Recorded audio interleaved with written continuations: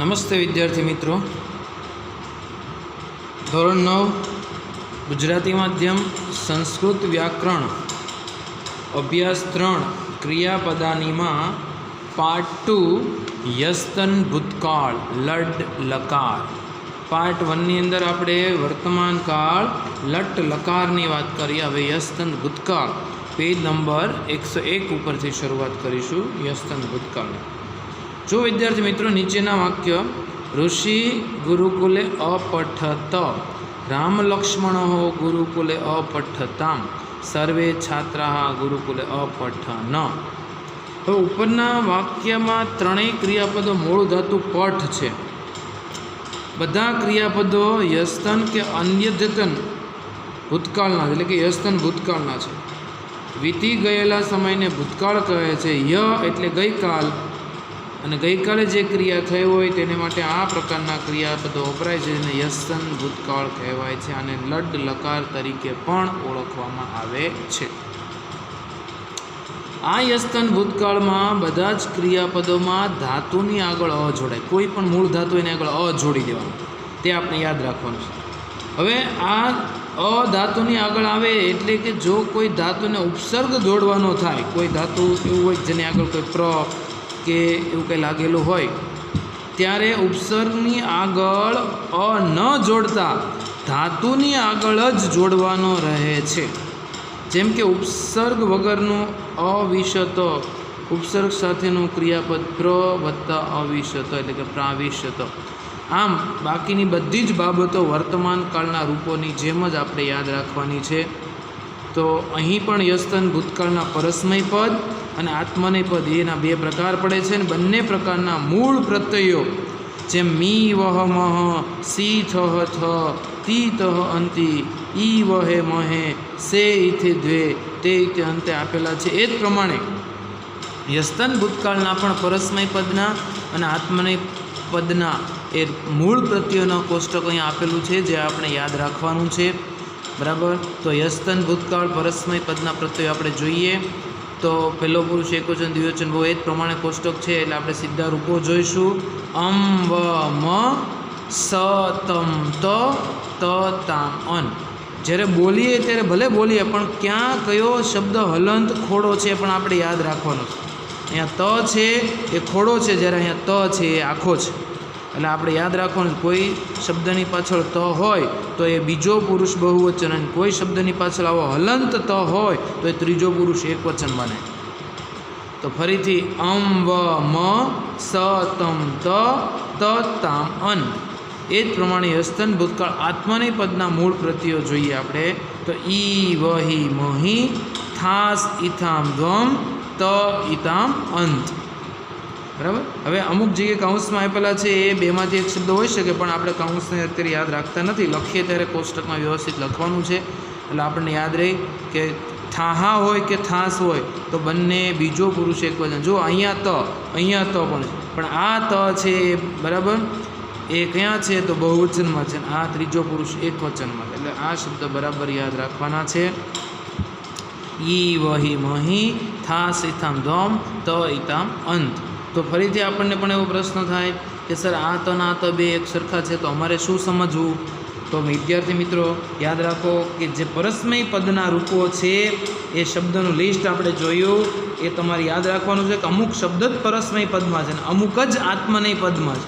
એટલે જે શબ્દ આત્મનેય પદમાં હોય અને એમાં ત હોય તો સમજી લેવાનું કે એ આત્મનેય પદ જ હોય, અને પરસ્મય પદનું કોઈ રૂપ હોય અહીંયા લિસ્ટમાં આપણે આગળ જોયું એ પ્રમાણે તો તમારે સમજી લેવાનું કે પરસ્મય પદ જ હોય. એટલે થોડુંક તમારે મૌખિક અભ્યાસ કરી અને આટલી બાબતો ધ્યાનમાં રાખવી પડશે. હવે વર્તમાન કાળના ક્રિયાપદની જેમ જ તમારે યસ્તન ભૂતકાળના ક્રિયાપદોમાં પણ અ, પછી ધાતુ, પછી વિકર્ણ પ્રત્યય, બરાબર, અને ત્યાર પછી એ પહેલો પુરુષ એકવચન બહુવચન વગેરે બાબતો આપણે હંમેશા રૂપ ઓળખવાની હોય ત્યારે એ દર્શાવવી પડતી હોય છે. બીજું કે યસ્તન ભૂતકાળને અન્યદ્યતન ભૂતકાળ પણ કહે છે, એ આપણે યાદ રાખવાનું છે.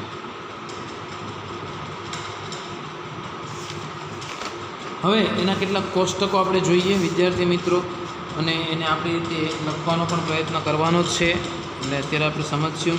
તો પ્રથમ ગણ યસ્તન ભૂતકાળ એમાં પરસ્મય પદ પઠનું રૂપ આપેલું છે, જોઈએ આપણે તો શું કર્યું જુઓ, અપઠમ, અપઠાવ, અપઠામ, અપઠથ, અપઠતમ, અપઠત, અપઠત, અપઠતામ, અપઠન. તો હવે પઠનું આપ્યું છે તો આપણે એ લિસ્ટમાંથી પહેલા ગણના લિસ્ટમાંથી પરસ્મય પદમાંથી આપણે બીજા કોઈ પણ એક શબ્દનું બનાવીએ. બરાબર. ફોર એક્ઝામ્પલ આપણે ખાદનું બનાવીએ તો અખાદમ, અખાદાવહ, અખાદામ, અખાદહ, અખાદતમ, અખાદત, અખાદત, અખાદતામ, અખાદન. એ જ પ્રમાણે આપણે માનો કે ચલનું બનાવીએ તો અચલમ, અચલાવ, અચલામ, અચલહ, અચલતમ, અચલત, અચલત, અચલતામ, અચલન. સમજ પડી વિદ્યાર્થી મિત્રો? તો આ પ્રમાણે તમારે આપેલું આ ગુજરાતી શબ્દ લખવા જરૂરી નથી, આપેલું કોષ્ટક લખવાનું અને ત્યાર પછી તમારે કોઈ પણ 2 કોષ્ટક જાતે બનાવવા, જેથી કરીને આપણને પ્રેક્ટિસ પડે. બરાબર. હવે ત્યાર પછી યસ્તન ભૂતકાળ આત્મનેય પદનું લભ જે છે પ્રથમ ગણ લભ શબ્દનું અહીં આપેલું છે કોષ્ટક આપણે જોઈએ તો કેવા ફેરફાર થયા. અલભે, અલભાવહી, અલભામહી, અલભથાહા, અલભેથામ, અલભધ્વમ, અલભત, અલભેતામ, અલભંત. તો આપણને દેખ સર અહીંયા ઈ વહી મહી છે તો ઈ ગયો ક્યાં? તો અલભ ભની અંદર ઈ છુપાયો અને એટલા માટે કાનો માતર બન્યો છે. બરાબર. એટલે અમુક જગ્યાએ આ રીતે કાનો માતર અથવા બાજુ કકાકી પ્રમાણે અ હોય તો એ બાજુમાં કાનો માતર બની જતો હોય છે, ઈ હોય તો ઉપર કાનો માતર બનતો હોય છે. આ બાબતો આપણે ધ્યાનમાં રાખવાની છે અને આપણે કોષ્ટક પ્રમાણે જ બનાવવાનું. હવે એ લિસ્ટમાંથી આપણે જોઈએ તો પહેલો ગણ આત્મનેય પદમાં લ, ભાસ, રમ, વંદ, મુદ વગેરે શબ્દ છે. તો માનો કે આપણે રમ લઈએ તો અરમે, કોષ્ટકમાંથી જોઈને જ પ્રમાણે કરવાનું છે. અરમાવહી, અરમામહી, અરમથાહા, અરમેથામ, અરમધ્વમ, અરમત, અરમેતામ, અરમંત. હવે ત્યાર પછી રમ પછી આપણે જોઈએ તો શુભ શબ્દ છેલ્લે છે તો જોઈએ અશુભે, અશુભાવહી, અશુભામહી, અશુભથાહા, અશુભેથામ, અશુભધ્વમ, અશુભત, અશુભેતામ, અશુભંત. તો આ પ્રમાણે તમારે આત્મનેય પદનું આપેલું કોઈ એક રૂપ અને ત્યાર પછી બીજા 2 એ કોઈ પણ 2ના તમારે આત્મનેય પદના કોષ્ટક બનાવવાના. ત્યાર પછી ચોથા ગણની વાત કરીએ તો જોઈએ યસ્તન ભૂતકાળ ચોથો ગણ પરસ્મય પદ. આપેલો શબ્દ જે નૃત્ય છે એમાંથી એનું બનાવેલું છે. અનૃત્યમ, અનૃત્યાવ, અનૃત્યામ, અનૃત્ય, અનૃત્યતમ, અનૃત્યત, અનૃત્યત, અનૃત્યતામ, અનૃત્યન. નૃત્ય છે એના ઉપરથી આપણે બીજાનું બનાવીએ તો કૂપનું બનાવીએ તો અકુપ્યમ, અકુપ્યાવ, અકુપ્યામ, અકુપ્યઃ, અકુપ્યતમ, અકુપ્યત, અકુપ્યત, અકુપ્યતામ, અકુપ્યન. બરાબર. ત્યાર પછી યસ્તન ભૂતકાળ આત્મનેય પદની વાત કરીએ. આપેલું કોષ્ટક વિદનું છે જોઈએ તો અવિદ્યે, અવિદ્યાવહી, અવિદ્યામહી, અવિદ્યથા, અવિદ્યેધા, અવિદ્યેથામ, અવિદ્યધ્વમ, અવિદ્યત, અવિદ્યતામ, અવિદ્યંત. હવે વિદનું આપેલું છે ત્યાર પછી આપણે માનો કે મનનું લઈએ. બરાબર. તો અમન્યે, આ ધની અંદર ય હતો એટલે અવિદ્યે થયું. હવે આપણે અ લખવો પડશે તો અમન્યે, અમન્યાવહી, અમન્યામહી, અમન્યથાહ, અમન્યેથામ, અમન્યધ્વમ, અમન્યત, અમન્યેતામ, અમન્યંત. ત્યાર પછી યસ્તન ભૂતકાળ ચોથો ગણ, બરાબર. તો એના પરસ્મય પદ અને આત્મની પદની વાત કરી. છઠ્ઠો ગણ અને 10મા ગણની વાત હવે આપણે નેક્સ્ટ એપિસોડમાં એટલે કે નેક્સ્ટ વિડીયોમાં જોઈશું.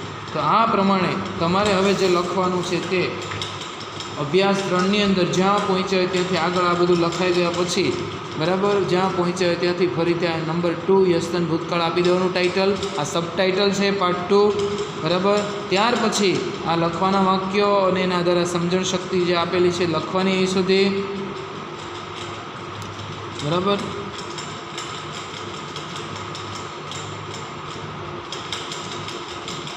અહીંયા સુધી લખવાનું છે. ત્યાર પછી એટલે યાદ રાખજો વિદ્યાર્થી મિત્રો, અહીંથી શરૂ કરીને અહીં સુધી લખવાનું છે. અને એ લખાઈ ગયા પછી આ યસ્તન ભૂતકાળ પરસ્મય પદના મૂળ પ્રત્યયોનું કોષ્ટક બનાવવાનું, લખવાનું સારી રીતે. અને ત્યાર પછી આત્મનેય પદનું પણ કોષ્ટક બનાવવાનું છે, બરાબર. આટલું લખ્યા પછી આપણે એના કોષ્ટકો બનાવવાના. તો ફરીથી યસ્તન ભૂતકાળ પરસ્મય પદનું આપેલું 1 અને એની નીચે તમારે જાતે 2 લખવાના. ત્યાર પછી યસ્તન ભૂતકાળ આત્મનેય પદનું 1 અને જાતે 2 લખવાના. પછી ચોથા ગણના યસ્તન ભૂતકાળ પરસ્મય પદનું આપેલું 1 અને જાતે 2 લખવાના.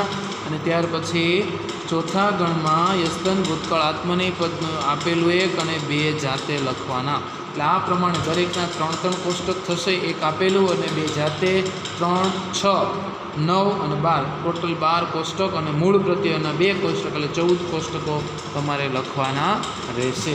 આટલું તમે લખતા રહેજો. સાથે સાથે આગળની વાત આપણે પછી કરીશું. અસ્તુ. જય હિન્દ, જય ભારત. અને મૂળ પ્રત્યયો યાદ રાખવાનો પ્રયત્ન કરીશું. જે મી, વહ, મહ છે એ પ્રમાણે અમ, વ, મ, સ, તમ, ત વગેરે આપણે યાદ રાખવાનો પ્રયત્ન કરીશું, મોઢે કરીશું. અસ્તુ.